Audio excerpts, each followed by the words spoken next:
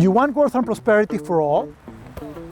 You also want to stop environmental destruction, end injustice and poverty. What do you do? Where do you begin?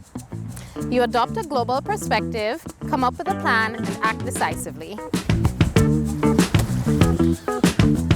Easier said than done, I know.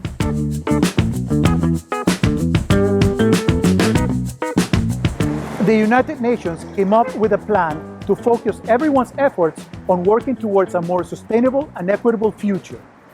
The 17 Sustainable Development Goals provide a blueprint for global action. Trade and the WTO have a big role to play.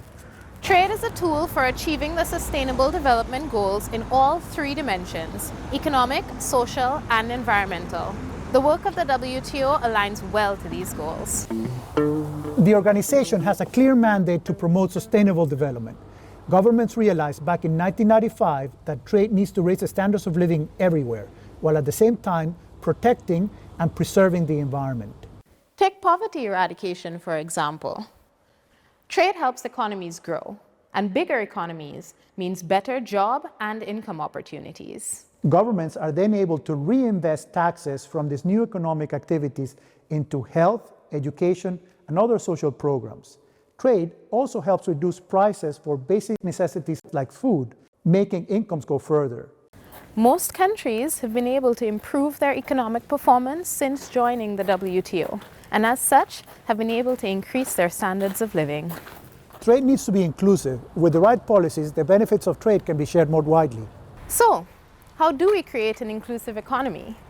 Well, national policies can create money-making opportunities for previously excluded parts of the population, like women and small businesses, often in services and e-commerce. Sustainable trade practices aim to balance the economic benefits of trade with the long-term well-being of the planet and its inhabitants.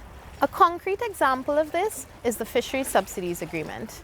It's the first WTO agreement with a clear environmental objective, and limiting the types and amounts of subsidies that countries can provide to their fishing industries is an important step towards achieving sustainability of life underwater. Trade and the environment can go hand in hand.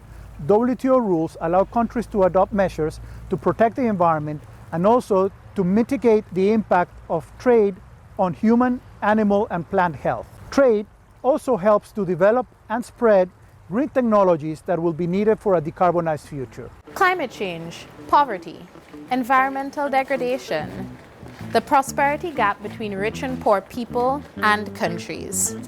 These are all big problems, and they are best addressed through international cooperation. We have a plan? We have a plan.